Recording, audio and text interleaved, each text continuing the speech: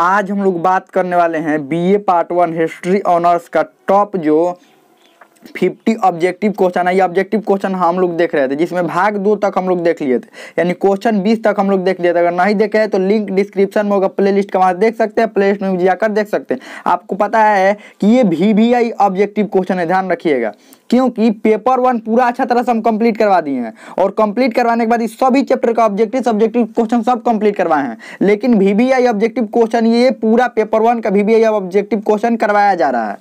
तो चलिए हम लोग क्लास शुरू करते हैं। और एक बात, पेपर 1 जितना हम कंप्लीट करवाएं, चैप्टर पढ़ाएं, उसको भी पढ़ते रहिएगा। ये नहीं कि सिर्फ VBI क्वेश्चन याद करेंगे, नहीं, सब पढ़ते रहिए, वो भी पढ़ते रहिएगा और VBI क्वेश्चन भी देखिएगा।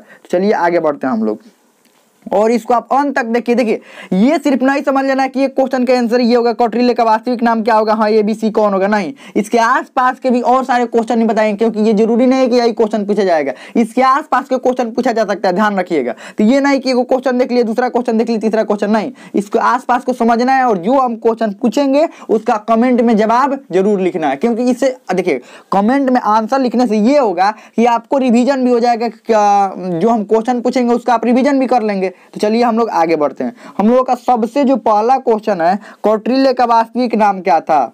यहाँ पर पहला जो क्वेश्चन है वो क्वेश्चन है कि कौटिल्य का जो वास्तविक नाम था वो क्या था। देवगुप्त, विष्णुगुप्त, याज्ञवल्क्य या डी, इनमें से कोई नहीं।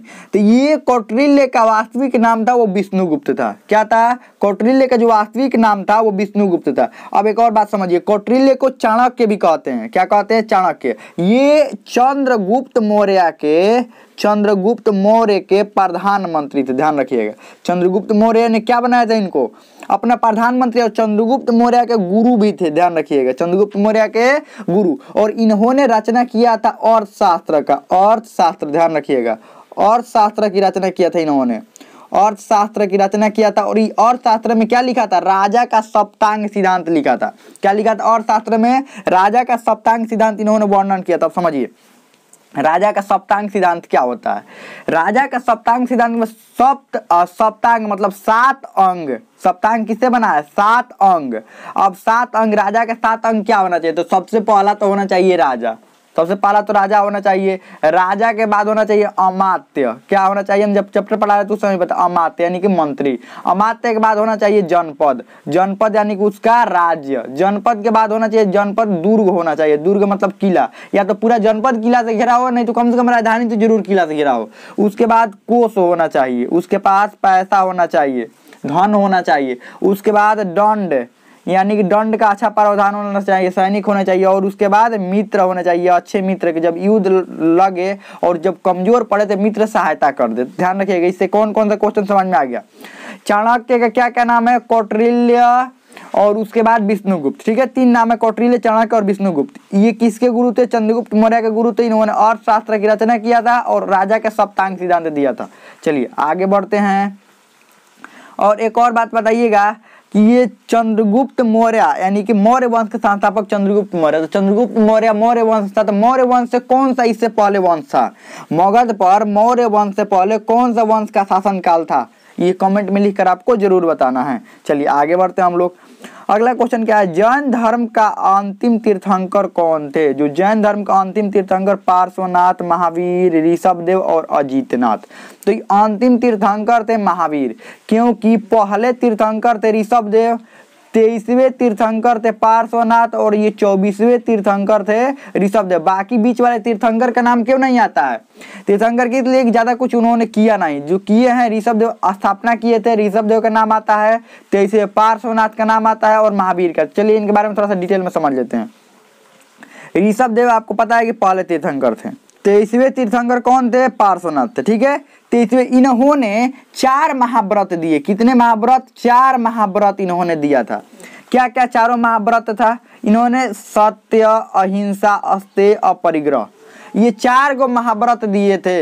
ये जो पार्श्वनाथ थे 4 गो। अस्तेय का मतलब क्या होता है? चोरी ना करना। अपरिग्रह का मतलब धन संचय ना करना। सत्य अहिंसा जानते हैं, अहिंसा का मतलब लड़ाई झगड़ा ना करना है, अहिंसा का मतलब लड़ाई झगड़ा, अहिंसा का मतलब लड़ाई झगड़ा, सत्य मतलब सही। और उसके बाद 24वें और अंतिम तीर्थंकर हुए महावीर। इन्होंने 5 महाव्रत दे दिया, ध्यान रखिएगा। एक और महाव्रत जोड़ दिया ब्रह्मचर्य। तो आपसे क्वेश्चन पूछा जाएगा कि कौन से जैन धर्म के तीर्थंकर थे जिन्होंने ब्रह्मचर्य को जोड़ा था? तो ये महावीर थे। महावीर ने ब्रह्मचर्य को क्या किया? जोड़ दिया। सत्य, अहिंसा, अस्तेय और अपरिग्रह कुरान ने दिया, और एक और जोड़ दिया इसमें क्या? ब्रह्मचर्य। ध्यान रखिए किसने जोड़ा था? महावीर। ये 24वें तीर्थंकर थे। अब आपको बताना है कि महावीर का जन्म कहाँ पर हुआ था, आपको कमेंट में लिखकर बताना है, और महावीर की मृत्यु कहाँ पर हुई थी, और महावीर का जन्म, और एक और बात, इनका ज्ञान कहाँ पर प्राप्त हुआ। ये सारे क्वेश्चन को लिखिए और सभी का आंसर आपको कमेंट में जरूर लिखकर बताना, ध्यान रखिएगा, ताकि आपका रिवीजन हो पाए। इनका ज्ञान कहाँ पर प्राप्त हुआ था, ये सभी आपको लिखकर बताना है कमेंट में। चलिए आगे बढ़ते हैं। सिंधु वासियों के प्रमुख देवता कौन थे? ब्रह्मा, विष्णु, शिव, कृष्ण। तो ये शिव थे, ध्यान रखिएगा। पशुपति शिव, पशुपति शिव थे। लेकिन इनका जो सिंधु वासियों का समाज जो था वो मात्र सत्तात्मक, ध्यान रखिएगा। मात्र देवी की मूर्ति मिली हुई है, मात्र सत्तात्मक माना जाता है। लेकिन ये यहाँ पर मात्र देवी की मूर्ति मिली हुई है, लेकिन पशुपति शिव की मूर्ति मिली हुई है। तो माना जाता है कि ये पशुपति शिव के पशुपति शिव इनके प्रमुख देवता थे। चलिए हम लोग आगे बढ़ते हैं। अगला क्वेश्चन क्या है? ऋग्वेद में कितने मंडल है? 4, 8, 10, डी इनमें से कोई नहीं। तो ऋग्वेद में कुल 10 गो मंडल है। कितने मंडल है? 10 गो मंडल। अब ऋग्वेद के बारे में समझिए। सबसे प्राचीनतम वेद की बात करें, प्राचीनतम वेद की बात करें तो ऋग्वेद है। सबसे पहला वेद ऋग्वेद। ये ऋग्वेद की रचना कब हुई थी? ऋग्वैदिक काल में, और इसमें कुल 10 गो मंडल है। और मंडल की बात करें, इसके बात करें सूक्त, तो सूक्त 10-28 है। 10-28 क्या है इसमें? सूक्त। और इसके तीसरे मंडल में गायत्री मंत्र का उल्लेख है। गायत्री मंत्र का उल्लेख किसमें? तीसरे मंडल में। और ये जो इसका 9वां मंडल है, 9वां मंडल, ये सोम से संबंधित है। सोम के बारे में वर्णन किसमें है? सोम, ध्यान रखिएगा, ये सोम से संबंधित है। सोम के बारे में वर्णन है 9वां मंडल में। चलिए आगे बढ़ते हैं हम लोग। अगला क्या है? पंचतंत्र की रचना किसने किया था? ऑप्शन ए है आर्यभट्ट, बी बाणभट्ट, श्री कालिदास, डी विष्णु शर्मा। तो इसका आंसर हो जाएगा डी विष्णु शर्मा। पंचतंत्र की रचना विष्णु शर्मा। अब समझिए, आर्यभट्ट के 2 रचना समझ लेते हैं। आर्यभट्ट की रचना है। या उसके बाद सूर्य सिद्धांत जो है ये आर्यभट्ट की रचना है, सूर्य सिद्धांत। उसके बाद बात करें कालिदास की 2-3 गो प्रसिद्ध जो रचनाएं हैं। मेघदूत कालिदास की रचना है, मेघदूत। उसके बाद ये जो पढ़ा रहे थे उस समय बताए भी थे। मेघदूत, मालविकाग्निमित्रम, उसके बाद अभिज्ञान शकुंतलम, रघुवंश, ये सब कालिदास की प्रसिद्ध रचना है, ध्यान रखिएगा। चलिए आगे बढ़ते हैं। जातक कहानियां संबंधित है महावीर से, गौतम बुद्ध, ऋषभदेव, बाणभट्ट। तो ये गौतम बुद्ध से संबंधित। आपको पता है कि बौद्ध धर्म में ही जातक कहानियां है, और इसमें त्रिपिटक है। त्रिपिटक है। त्रिपिटक में कौन कौन आता है? सूत पिटक, अभिधाम और एक विनय पिटक। 3 गो पिटक है। तीनों पिटक आप देखिए, आपको कमेंट में ये लिख कर बताना है कि सूत पिटक में किस चीज के बारे में वर्णन है। सूत पिटक में कौन से बातें वर्णन है, क्या उसमें वर्णन किया गया सूत पिटक में। जब हम बौद्ध धर्म पढ़ा रहे थे उस समय बताए भी थे। आपको कमेंट में लिखकर बताना है सूत पिटक में किस चीज के बारे में वर्णन है। चलिए आगे बढ़ते हैं। अगला क्या है? मेगास्थनीज किसके समय भारत आया था? चंद्रगुप्त मौर्य, सम्राट अशोक, कनिष्क या बिंदुसार। तो जो मेगास्थनीज है किसके समय भारत आया था? चंद्रगुप्त मौर्य के समय। ये एक राजदूत था। और किसके द्वारा भेजा गया राजदूत था? ये सेलुकस निकेटस के द्वारा भेजा गया एक राजदूत था, ध्यान रखिएगा। और मेगास्थनीज भारत आया तो इसने इंडिका की रचना की, ध्यान रखिएगा। इंडिका, इसकी सबसे प्रसिद्ध रचना कौन है? इंडिका है। सेलुकस निकेटस किसका सेनापति था? आपको कमेंट में लिखकर जरूर बताना है कि सेलुकस निकेटस जो था वो किसका सेनापति था। चलिए आगे बढ़ते हैं। ऋग्वैदिक लोगों के सर्वाधिक लोकप्रिय देवता कौन थे? विष्णु, रुद्र, इंद्र और पशुपति। तो ऋग्वैदिक आर्यों के सबसे प्रसिद्ध देवता इंद्र थे, ध्यान रखिएगा। इंद्र सबसे प्रसिद्ध देवता थे ऋग्वैदिक आर्यों की। आगे बढ़ते हैं हम लोग। और एक बात बताइए, आप कमेंट में लिख कर ये बताइएगा कि ऋग्वैदिक या हम ये बता देते हैं।